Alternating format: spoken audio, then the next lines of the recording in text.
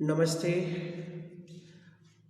आज कक्षा 10वीं के चैप्टर्स को समझने के लिए हम लोग जो है ऑनलाइन के माध्यम से सीखेंगे।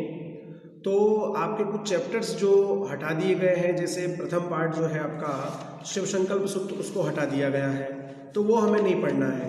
अब हमें द्वितीय पार्ट न्यग्रोध वृक्ष की स्टोरी को समझना है, उसकी कथा को समझना है, क्योंकि ये एक कथा है। न्यग्रोध वृक्ष का अर्थ होता है कि बरगद का पेड़।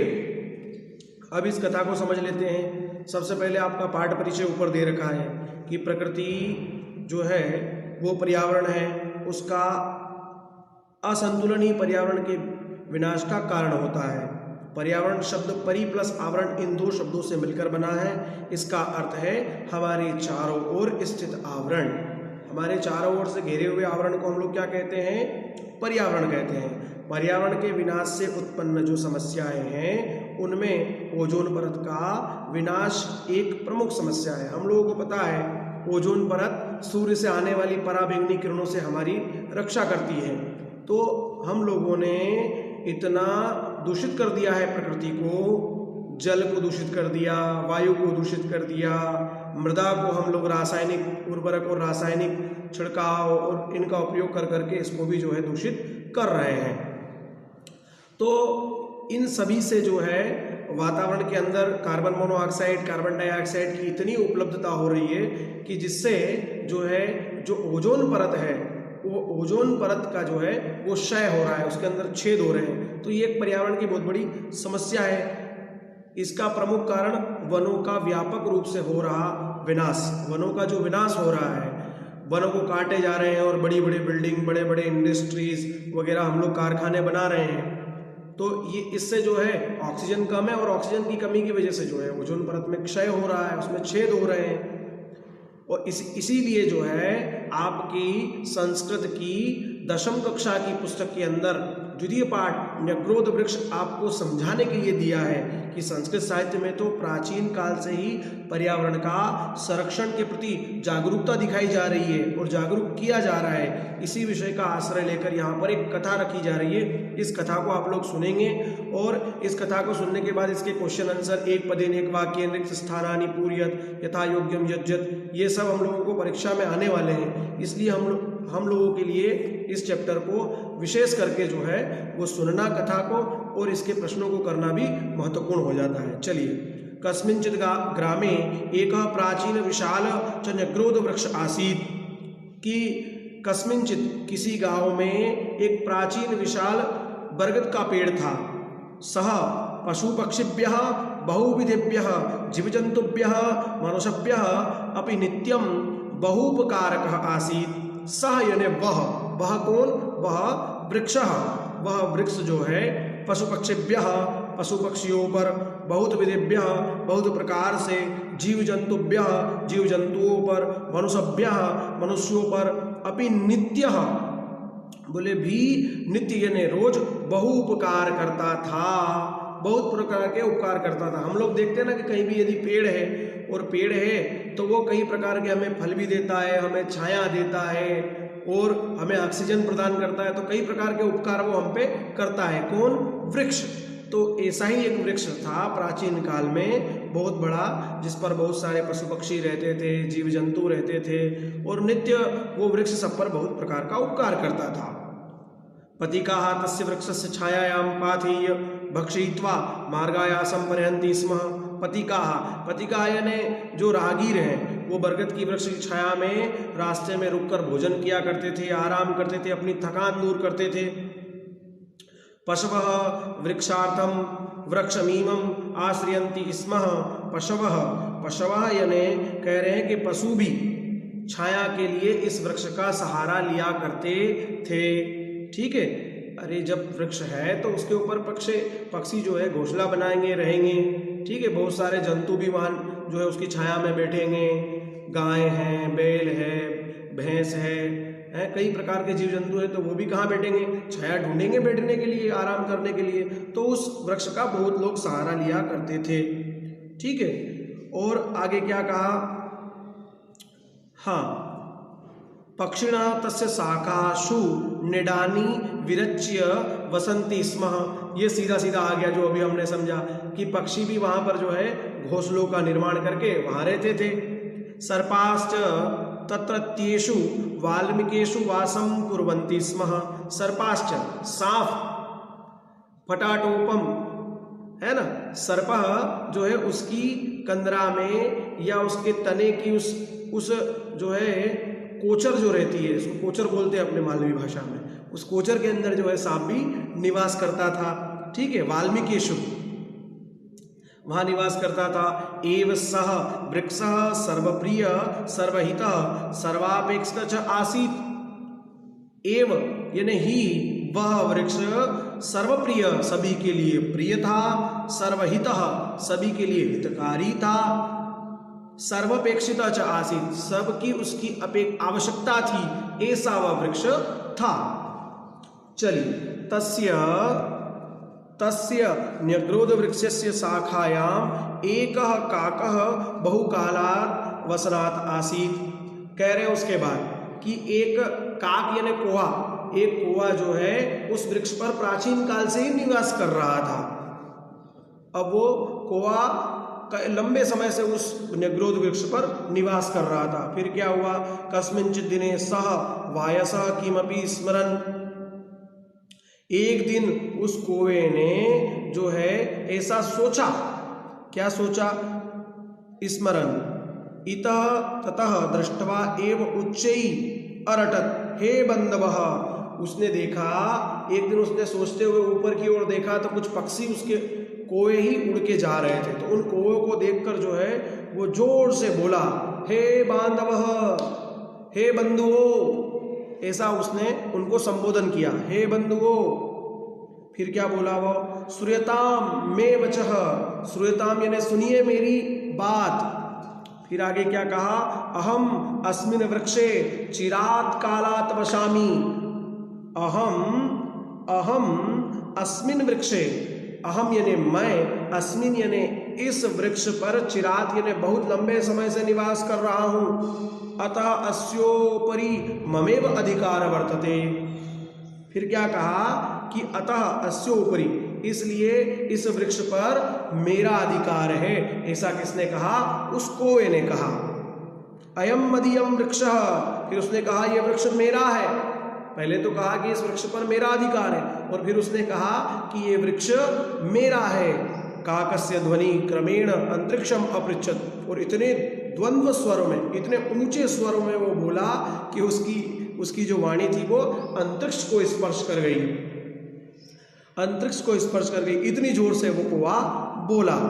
उसके बाद आगे क्या होता है, काकस्य रटनम श्रुत्वा वृक्षस्य समीपे चरन्तः वृक्षाग्रे डयमाना वृक्षस्य काटरेषु निवसन् च सर्वैः प्राणिनः पशवः पक्षिणः सर्पाश्च समायाताः। उसके बाद क्या हुआ, कोए के चिल्लाने को सुनकर वृक्ष के आसपास घूमते हुए, वृक्ष के आगे उड़ते हुए, और वृक्ष के कंदराओं में जो सर्प बैठा हुआ था, कंदरा अर्थात खोखला जो होता है भाग नीचे का, उसके अंदर रहने वाले सभी प्राणी वहाँ पर बाहर आ गए, पशु पक्षी और सांप वहाँ आ गए। उसके बाद क्या हुआ, वहाँ आ गए। उसके बाद तेषां मध्ये प्रथमं सर्पम फटाटोपम कुर्वन् न्यगत। उसके बाद क्या हुआ कि उसके बीच में सबसे पहले सांप ने फटाटोपम यानी अपने फण को, किसको, फण को, फण से क्रोध में प्रकट करते हुए क्या बोला, वो क्या बोला, ततः वृक्षात शाखांतरम चक्रम में एक उसके बाद वो बोला, क्या बोला, पितृपित्रा महानाम कालादपि अहम अत्रैव निवसामि। उसने कहा कि मेरे दादा परदादा इस वृक्ष के नीचे रहते थे, दादा परदादा मेरे जो है इस वृक्ष के नीचे रहते थे, तो भैया इस उपाय, इस कारण से तो ये वृक्ष मेरा है। उसने अपना पक्ष वहां पर रख दिया। इतनी जोर से जब कुएं की आवाज़ उसने सुनी, तो कुएं की आवाज़ सुनने के बाद वो जो सांप और वो दूसरे जो जीव जंतु थे वो निकल के आए, तो उस सांप ने सबसे पहले अपना फण बनाकर क्रोध में आकर क्या कहा कि मेरे दादा परदादा कई समय से यहाँ निवास करते थे, तो ये वृक्ष मेरा है, ऐसा उसने अपना अधिकार अतो अयम वृक्ष मदीयम एव इति, ऐसा उसने कहा। फिर आगे क्या होता है, ये कथा है, कथा में जो है अलग अलग पात्र आ रहे हैं और बोले जा रहे हैं। उसके बाद क्या है, ततः शाकातः शाखांतरम चक्रम्यम एकम कीटम प्रत्यवदत्। फिर एक कीड़ा जो है वो निकल कर आया और वो कीड़ा क्या बोला, कीड़ा बोला मदीयैहि अर्भकैहि सार्धम अहम बहुवर्षेभ्यः अत्रैव उषितवास अस्मि, है ना। उसने कहा कि अपने पुत्रों के साथ, मदीये अर्भकैहि, अपने पुत्रों के साथ मैं बहुत सालों से यहाँ निवास कर रहा हूँ, बहुत सालों से यहाँ निवास कर रहा हूँ, इसलिए ये वृक्ष मेरा है। पहले सांप ने अपने कुटुंबियों को देखते हुए जोर से चिल्ला के कहा कि ये इस वृक्ष पर मैं बहुत लंबे समय से रह रहा हूँ, इसलिए ये वृक्ष मेरा है। फिर जो है फटाटोपम क्रोध में आकर जो है सर्पः फण बनाते हुए बोला कि नहीं, मैं जो है मेरे दादा परदादा यहाँ रहते थे तो ये वृक्ष मेरा है। उसके बाद जो है एक कीड़ा निकल कर आया और उसने कहा कि मैं अपने पुत्रों के साथ, अपने बच्चों के साथ यहाँ कई समय से रह रहा हूँ, तो बोले जो है ये वृक्ष मेरा है। ये सब होते हुए अनंतरम, यानी उसके बाद, शुकः अस्य वृक्षस्य फलानि खादान जन्मतः अहमैव विवर्ते। इसके बाद क्या होता है कि सुक यानी होता है तोता, तोता जो है अस्य यानी अस्य वृक्षस्य, इस वृक्ष के फलों को खाते हुए जन्मा और मैं यहाँ ही रहता हूँ। उसने कहा, किसने, तोते ने, तोता आ गया और तोता बोलने लगा कि मैं बचपन से ही इसके फल खाते हुए बड़ा हुआ हूँ और यहाँ निवास करता हूँ, इसलिए यह वृक्ष मेरा है। उसने भी अपना अधिकार सिद्ध कर दिया, ठीक है, और मैं इस वृक्ष को छोड़कर नहीं जाना चाहता हूँ, ऐसा उसने कहा। किसने, तोते ने। मदीयम एवायन ग्रोध वृक्ष इति उच्चैः अव्रण ततश्च तत्रत्याः अपरिमिताः कृमय्यः कीटाश्च अयं तरु अस्मदीये एव इत्युक्त्वा वृक्षस्योपरि स्वम अधिकारं घोषयन् विचित्रान्तरं कोलाहलम् अकुर्वन्। अब क्या होता है, यह वृक्ष मेरा है, यह वृक्ष मेरा है, ऐसा जोर जोर से सभी बोलने लगे। तो इसके बाद यहाँ के असंख्य कीड़े और मकोड़े, यह वृक्ष हमारा है, यह वृक्ष हमारा है, सभी बोलने लगे, क्योंकि वहाँ पर एक कीट, एक तोता और एक जो है सर्प या एक कौवा तो निवास नहीं करता था, उस वृक्ष पर बहुत सारे लोग थे, तो वो सभी भी बोलने लगे। वो सभी क्या बोलने लगे, वो यही बोलने लगे कि ये वृक्ष मेरा है, ये वृक्ष मेरा है, ये वृक्ष मेरा है। मदीयम एवायम निग्रोध वृक्ष इति उच्यम, जोर जोर से वो बोलने लगे, ये वृक्ष मेरा है, ये वृक्ष मेरा है। तो सभी बोलने लगे, तो वहाँ क्या होने लगा, कोलाहलम अकुर्वन्, वहाँ शोर होने लगा, बहुत जोर जोर से शोर होने लगा। उसके बाद क्या होता है, तो उसके बाद जो है तत्रांतरे कस्मिंचित अजापुत्रम तत्रागच्छत। इसके बाद क्या होता है कि एक अजापुत्र यानी बकरी का बच्चा वहाँ आ जाता है। कहाँ, उस न्यग्रोध वृक्ष, उस बरगद के पेड़ के नीचे। सोऽपि तस्य तरौ पत्राणि खादान निन्दन्ति स्म तम दृष्ट्वा सर्वे प्राणिनः न्याय निर्णयं कर्तुं तं प्रार्थयन्तः। सर्वेषां वचनानि श्रुत्वा स अजः अवदत्, अस्तु मया समेषां समस्यां समाकर्णिताः, इदानीं मम वचनानि यूयं शृणुतः। वो बोलने लगा कि मेरी बात सभी सुनेंगे।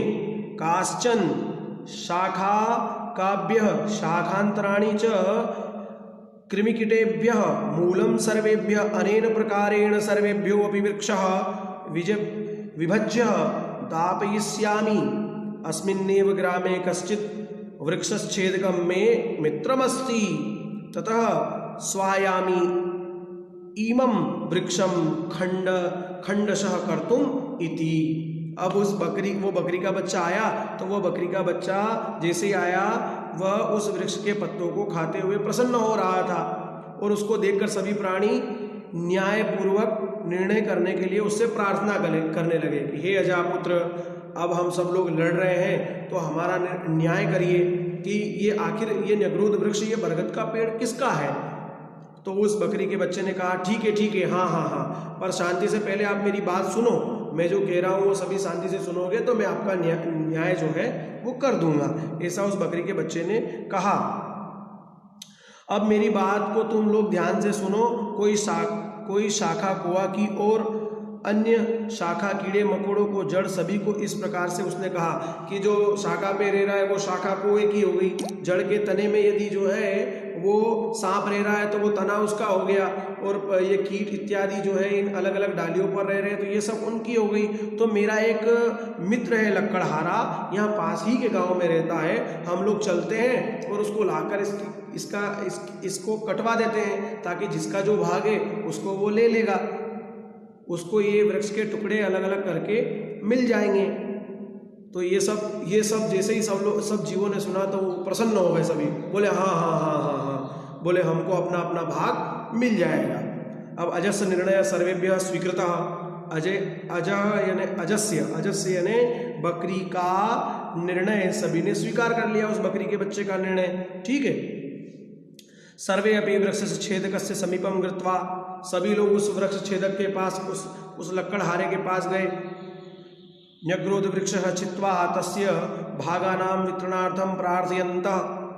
अब सभी ने ऐसी प्रार्थना की कि हे लक्कड़हारे, हमें जो है ये बरगद का पेड़ कटवाना है, इसलिए आप इस बरगद के पेड़ को काट दो और हमें दे दो। परम सो अयम काष्ठ छेदकः अवदत् पूर्वम अहम वृक्षान् छिन्नदम स्मः अधुना तादृशे कुत्सते कर्माणि न व्यापारयामि वृक्षाणां छेदनं महत्पापम इति मया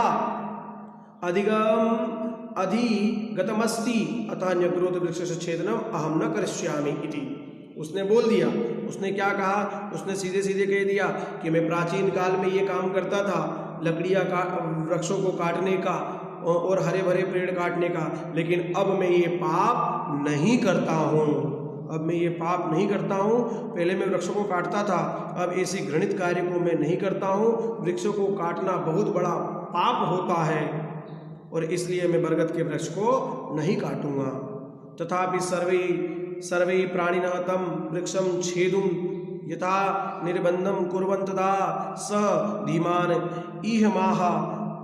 ईहमाह अस्तु तर्हि प्रथमं मे वचः शृणुतः यूयं सर्वे अपि अनेन वृक्षेण उपकृताः एव वृक्षस्य उपकारं स्वीकृतः। युष्माभिः कः प्रत्युपकारः कृतः, युष्माकं मध्ये कः वृक्षस्य जलसेचनम् अकरोत्, कः तस्य प्रयच्छति। भूमाता वृक्षस्य आधारभूता अस्ति, वायु अनिलं ददाति, वरुणदेव वृष्टि वर्षन्ति, ते सर्वे अपि वृक्षः पालयन्ति पोषयन्ति रक्षन्ति च, ते अपि न कदापि मम अधिकारः वर्तते इति अवदत्। ते सर्वे परोपकारिणः परं यूयं सर्वे पापकारिणः वृक्षस्य सहायं स्वीकृतं त्वमेव नाशयितुं कृतसङ्कल्पा यूयं स्वाश्रयमेव नाशयथ अस्मिन् वृक्षे छिन्ने सति यूयं कुत्र गमिष्यतः।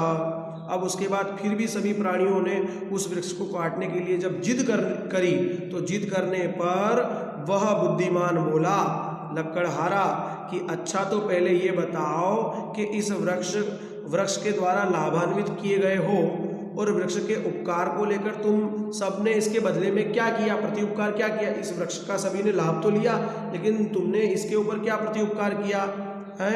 तुम सब में से किसी ने वृक्ष को जल सींचा क्या, इस वृक्ष को तुम में से किसी ने सींचा क्या, या फिर किसी ने इसकी रक्षा करी, किसी ने कुछ भी नहीं किया, है ना। तुम लोगों ने इसको सींचा नहीं, तुम लोगों ने इसको लगाया नहीं, तुम लोगों ने इसको बड़ा नहीं किया, तुम लोगों ने इसकी रक्षा नहीं करी, तो फिर तुम लोग कैसे अपना अधिकार इसके ऊपर सिद्ध कर रहे हो। ऐसा उस लक्कड़हारे ने कहा। और फिर उसने कहा कि भगवान वरुण ने इसको जल दिया है, ऊपर से जो जल गिरता है ना, बरसात कौन कराता है, भगवान इंद्र की आज्ञा से वरुण भगवान जो है वो बरसात कराते हैं। तो उस बरसात के माध्यम से इस वृक्ष को पानी मिला। भगवान सूर्य ने प्रकाश देकर जो है प्रकाश संश्लेषण क्रिया के माध्यम से इसको भोजन दिया है। और धरती माता वृक्ष की आधारभूता है। यह वृक्ष किसके ऊपर टिका हुआ है, तो बोले पृथ्वी पर टिका हुआ है। इसलिए जो है इसकी आधारभूता कौन है, भूमाता है। भूमाता इसकी आधारभूता है, और वायु यानी पवन देव ने इसको वायु प्रदान की है। वे सभी वृक्ष को पालते हैं, पोसते हैं और वृक्ष को बड़ा करते हैं, पर उन्होंने कभी अपना अधिकार सिद्ध नहीं किया, ऐसा कहा। और वे सभी परोपकारी हैं, परंतु तुम सब दूसरों का अपकार करने वाले वृक्ष की सहायता को लेकर उसी को नष्ट करने का निश्चय किए हुए हो। तुम लोगों ने आज तक इसके ऊपर कोई उपकार नहीं किया, लेकिन इसके ऊपर प्रति उपकार तुम कर रहे हो और इस वृक्ष को नष्ट करना चाहते हो, निश्चय किए हुए। तुम सब अपने आश्रय हो कि नष्ट रहे हो, और तुम अपने आश्रय को नष्ट कर रहे हो। यह वृक्ष तुम्हारा आश्रय है, इसी पर तुमको रहना है, अपना जीवन बिताना है, पर तुम इस वृक्ष को कटवाकर अपना आश्रय नष्ट करना चाहते हो। तुम सब कहाँ जाओगे, कहाँ रहोगे यदि ये वृक्ष कट गया तो? ऐसा जो है उस लक्कड़हारे ने कहा। सर्वमिदं श्रुत्वा, सभी ने जैसे ही उसकी इस बात को सुना, पशु पक्षिणः आम आम आम, सही है सही है सही है, ऐसा जोर जोर से बोलने लगे। वयम स्वकर्तव्यम विस्मृत्यम अधिकारार्थम कोलाहलम कुर्मः, सभी ऐसा कहने लगे, हम लोग अपने कर्तव्य से च्युत हो गए थे, हम लोगों ने अपने कर्तव्य को छोड़ दिया था, हम लोगों ने अपने कर्तव्य से हम लोग भटक गए थे। वृक्ष प्रकृति दत्तवर अस्ति, वृक्ष ही प्रकृति का जो है वो दत्तवर है, ठीक है, ऐसा कहा। स न कस्यापि एकस्य संपत्ति भवितुं महति, अस्माभिः सर्वैः मिलित्वा वृक्षस्य संरक्षणं संवर्धनं समारोपणं च कर्तव्यः, न तो विनाशकार्यम् इति दृढ़निश्चयम् अकुर्वन् अस्माभिः मानवैः अपि वृक्ष संपतः वर्धनीया ननु। इस प्रकार यह सब सुनकर पशु पक्षी कहने लगे, हाँ सही है, हाँ सही है, हाँ सही है, हम सब अपने कर्तव्य से भटक गए थे, हम अपने अधिकार से भटक गए थे, हम सबको मिलकर इस वृक्ष की रक्षा करनी चाहिए, इसको जो है बढ़ाना चाहिए और वृक्षों को लगाना चाहिए, न कि उनका विनाश करना चाहिए, ऐसा दृढ़ निश्चय किया। और निश्चय के रूप में हम सभी मनुष्य को भी और वृक्ष लगाना चाहिए, ऐसी ये कथा हमको सिखाती है। निग्रोध वृक्ष यानी बरगद का पेड़ हमको सिखाता है कि जिस प्रकार इन पशु पक्षियों ने अपना अधिकार सिद्ध कर लिया और इसको कटवा रहे थे, लेकिन उस लक्कड़हारे की बुद्धिमत्ता से, उसकी जो है चित्त की एकाग्रता से जो है उन लोगों को ये ज्ञान हुआ कि हमारे रहने का आश्रय तो यही है, यदि हम इसे ही काट देंगे तो हम लोग रहेंगे कहाँ। और हमने ना इसको पानी पिलाया, ना इसको जो है भोजन करवाया, ना इसकी रक्षा करी, तो हमारा अधिकार कैसा। इसी प्रकार हम सभी मनुष्यों का भी किसी वृक्ष पर कोई अधिकार नहीं होता है, सभी मनुष्यों का वृक्ष पर अधिकार होता है, उसकी रक्षा करनी चाहिए, उसकी जो है उसको सींचना चाहिए, उसको बड़ा करना चाहिए, फिर जो है आप उसकी छाया में बैठिए, उसके फलों का पान करिए। इसीलिए जो है हमको वृक्षों को लगाना चाहिए, कभी भी हरे भरे वृक्षों को काटना नहीं चाहिए। इस कथा से हमको ये सीख मिलती है। आइए चलिए अब हम इस कथा के क्वेश्चन आंसर्स को करेंगे।